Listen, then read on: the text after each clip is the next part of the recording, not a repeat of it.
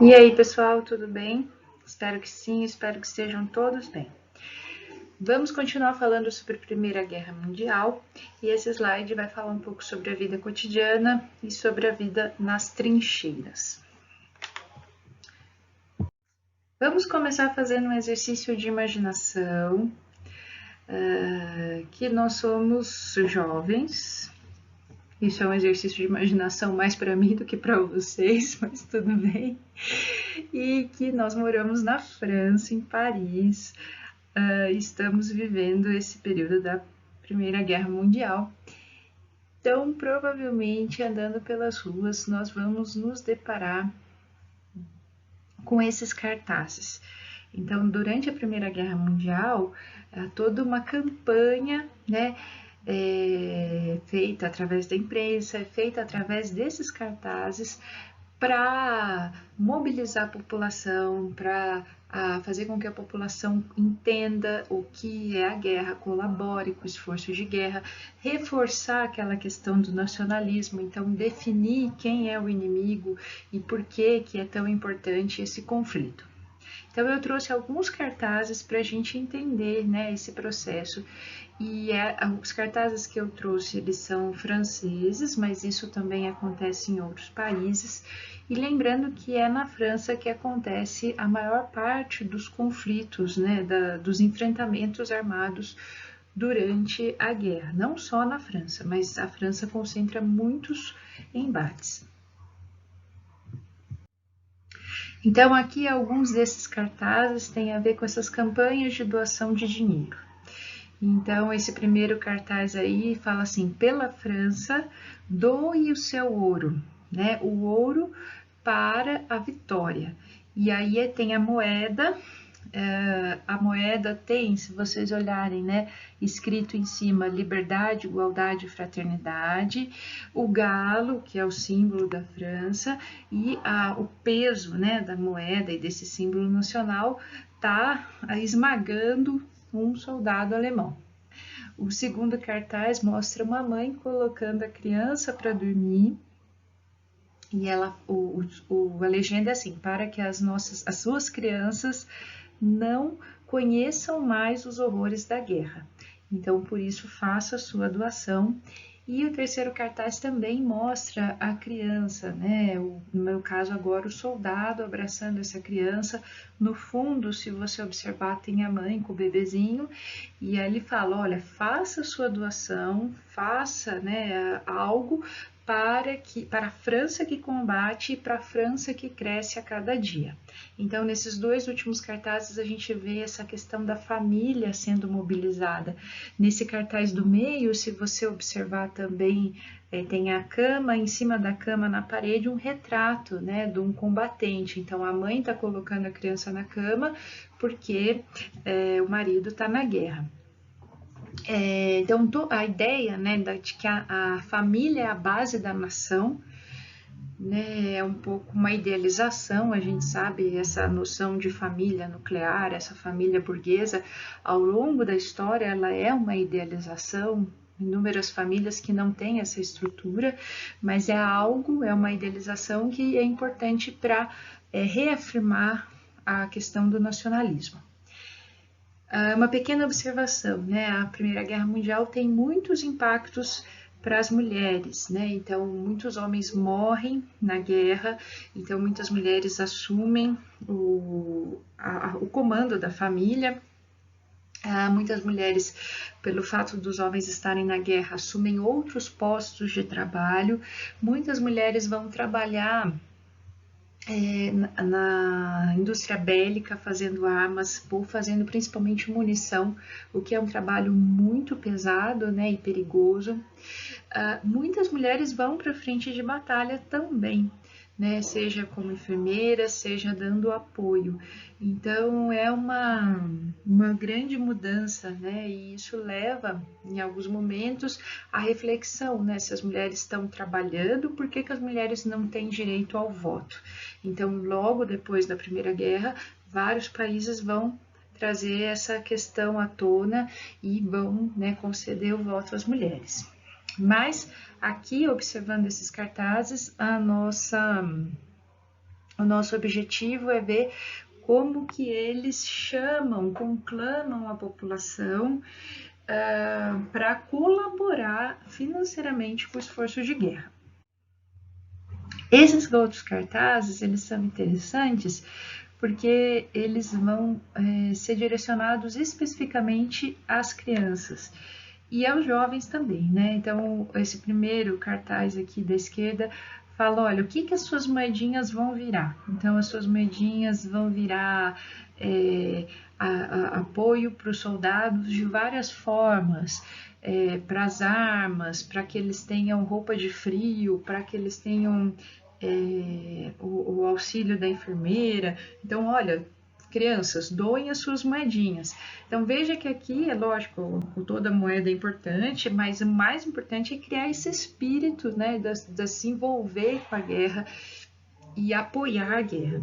O segundo cartaz fala sobre doar os seus jogos para os soldados, velhos ou novos. Todos os joguinhos que você tiver, você doa para o soldado. Então, de novo, né, trazer as crianças para essa questão de se mobilizarem também para a guerra. E o último cartaz fala para a juventude escolar, que eles estão pedindo para cada escola se organizar para que as crianças que não estão tendo aulas possam ir ao campo, produzir alimento. Então, vemos aqui numa situação de guerra, as escolas fecham, né? Isso nos lembra a nossa situação atual. E numa situação de guerra é preciso produzir alimentos, então eles conclamam também os jovens para colaborar nisso, para que tanto os soldados quanto a população em geral possa continuar se alimentando. Tudo fica mais difícil no período de guerra. Nós estamos vivendo uma situação similar a isso, né? A dificuldade, às vezes, não com o acesso a alimentos, mas redução, né, do comércio, se bem que agora, né, parece que, pelo menos aqui em Poços, isso vai mudar um pouco, enfim, mas esses cartazes remetem a isso.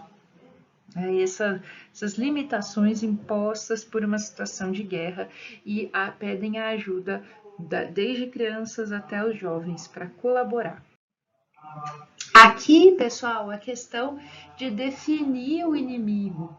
Então, de novo, vai ser dito que os alemães, eles, à medida em que eles fazem esses ataques, eles matam as mulheres, matam as crianças, e esse cartaz aqui vai mostrar, o da esquerda, né, mostra exatamente isso, uma mulher morta e como que um soldado alemão né, em cima dessa mulher, pisando o cadáver dessa mulher, e aí eles estão deslegitimando as vitórias, e o segundo cartaz fala sobre os crimes dos alemães na guerra. Então, tanto um quanto o outro vai demonizar o inimigo e justificar cada vez mais a guerra. Esse cartaz, ele é da Inglaterra, né, não é da França, e ele é interessante porque ele mostra, então, lá em cima, né, tem a bandeira, os combatentes, tem até uma criança que está levando uma mensagem, tem a enfermeira, tem a mulher que está assumindo um novo posto de trabalho, tem um operário e tem uma pessoa que está aqui do lado direito, passando, só observando, né? Não se envolvendo nesse cenário da guerra. E aí ele questiona, você está aqui, né? Qual o seu papel? Então, também é para falar, olha, não é só para você ficar observando, né, lazer essa situação, é para você se envolver. Talvez você não vá para o campo de batalha, mas isso não quer dizer que você não possa e não deva colaborar com todo esse esforço que está sendo feito. Bom, se os governos tinham essa questão, né, de fazer materiais impressos para fazer toda essa questão da mobilização da população, também havia muitas imagens que eram censuradas, porque mostravam toda a dificuldade da vida nas trincheiras. Então, como a gente já falou, um primeiro momento, a guerra é uma guerra de movimento, principalmente com o avanço do exército alemão sobre o território francês, mas a França reage, então essa estratégia da Alemanha falha, né, de derrotar a França para depois lutar contra o Império Russo. E aí a gente começa um segundo período da guerra, que é essa guerra de marcar a posição, que é a Guerra das Trincheiras. E os soldados viviam ali por meses, ali onde eles comiam, iam ao banheiro, faziam os ataques, os mortos, né, onde levar esses cadáveres, onde eles escreviam as cartas. E era uma situação muito, muito difícil. Eu trouxe aqui alguns relatos, né, das pessoas que viveram nas trincheiras. Esse primeiro relato é de um alemão. Ele diz o seguinte: o campo de batalha é terrível. Há um cheiro azedo, pesado e penetrante de cadáveres. Homens que foram mortos no último outubro estão meio afundados no pântano e nos campos de nabo em crescimento. Um pequeno veio de água corre através da trincheira e todo mundo usa água para beber e se lavar. É a única água disponível. Ninguém se importa com o inglês pálido que apodrece alguns passos adiante. No cemitério de Langemarck, os restos de uma matança foram empilhados e os mortos ficaram acima do nível do chão. As bombas alemães caindo sobre o cemitério provocam uma horrível ressurreição.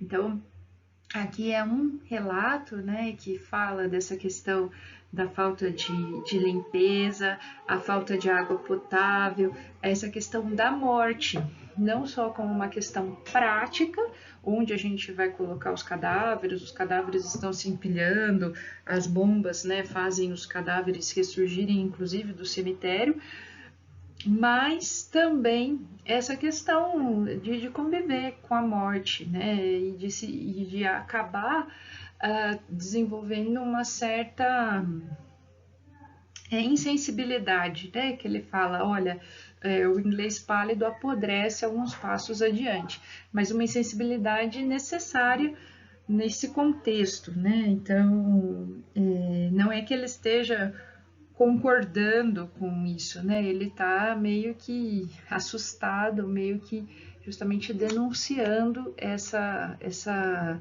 realidade. Bom, esse é um relato de uma carta também de um soldado alemão. E aí ele fala assim: estamos tão cansados que dormimos, mesmo sob intenso barulho. A melhor coisa que poderia acontecer seria os ingleses avançarem e nos fazerem prisioneiros. Ninguém se importa conosco, não somos revezados. Os aviões lançam projéteis sobre nós. Ninguém mais consegue pensar. As rações estão esgotadas, pão, conservas, biscoitos, tudo terminou. Não há uma única gota de água, é o próprio inferno. Então, é uma situação de extrema exaustão. Eles estão, né, lutando sem perspectiva de um momento para conseguir descansar. Ataques por diferentes formas, né? Então a gente vai falar um pouco isso, como sobre a guerra, a primeira guerra vai ser marcada pelo uso de novas máquinas de guerra, começando pelos aviões que vão ser usados agora para fazer ataques. E a questão da comida que ele destaca aqui, né? Como que é difícil prover esses suprimentos. E a sensação que ele tem é que eles estão ali abandonados à própria sorte. Então, embora, né, tenha toda essa mobilização discursiva, ou a questão do nacionalismo, o que a gente vê aqui é essa questão de, ao longo da guerra, a sensação que os soldados estão abandonados.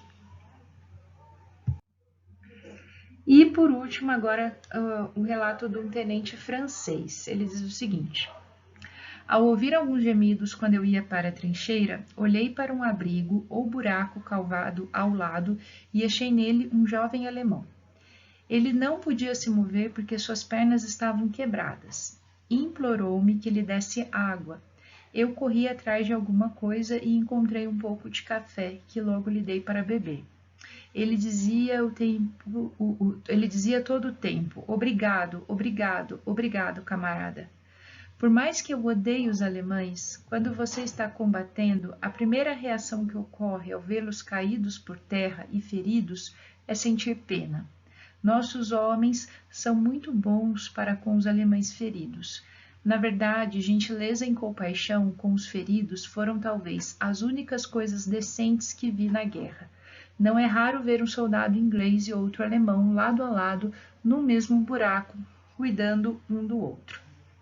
Então, de novo, né, como que no contexto da guerra essa questão do nacionalismo acaba em alguns momentos perdendo sentido. Ele fala assim: eu odeio os alemães, mas quando eu vejo um alemão ferido, eu tenho compaixão, né? Ele fala gentileza, então sentimentos que ele aprendeu justamente por estar vivendo uma situação tão extrema. Então esses são alguns relatos que dão um pouco dessa dimensão do que acontecia nas trincheiras e de como eram situações limite mesmo que essas pessoas estavam vivendo. E, pessoal, aqui, o que a gente vê? Então, a gente já falou, né, sobre a questão dessas armas novas que vão ser usadas na Primeira Guerra Mundial. Os aviões, metralhadoras, tanques, navios e submarinos e também armas químicas. Então, a gente vê a imagem de baixo aqui, né, as pessoas cegas, né, uma fila de soldados cegos. Então, isso tem a ver com o uso de armas com gases como o gás mostarda, o gás lacrimogênio, que foram inicialmente usados pela Alemanha. E toda essa questão dessas novas máquinas de guerra também tornam mais vulneráveis não só os soldados, né, que numa proporção maior do que em guerras anteriores, mas também da população civil. Então, aviões e tanques, por exemplo, são usados para fazer bombardeios sobre cidades. Então, há uma estimativa de que durante a Grande Guerra, 15% dos mortos foram civis. Então a gente volta, né, ao nosso cenário inicial daquela criança andando pelas ruas de Paris. E do todo esse esforço para justificar a guerra, para envolver a população com esse esforço, mas também a vulnerabilidade dessa população, né? Então, vários conflitos que não aconteceram especificamente em Paris, na Primeira Guerra, mas no interior da França, que vão mostrar como a população estava vulnerável e poderia também ser atingida por essas novas máquinas de guerra. Então, o objetivo desse slide foi trazer essa reflexão, né? A população civil está sendo bombardeada do sentido metafórico por cartazes, mas também por essas novas máquinas de guerra, tendo que lidar com todas essas questões, enquanto que os soldados também estão vivendo situações extremas nas trincheiras e sendo mortos por conta dessa questão, né, de novas armas que passaram a ser usadas a partir da Primeira Guerra. Eu fico por aqui e qualquer dúvida vocês me falam. Ah, sim, eu vou deixar já aqui, pessoal, a proposta da atividade, né, avaliativa. Eu vou deixar vários vídeos, né, que permitem que vocês se aprofundem sobre temas que chamem atenção e que estão relacionados com a Primeira Guerra Mundial.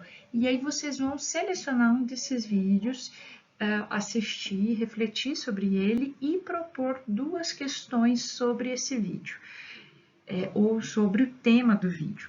Eu vou deixar as orientações na descrição certinho, mas é um trabalho que eu vou pedir para vocês fazerem com muito cuidado, porque essas questões depois vão ser usadas para formar um material educativo. Então, vocês vão ser autores de questões de um material educativo. Isso é muito importante, então façam com muita responsabilidade, certo? Um abraço, pessoal. Até mais!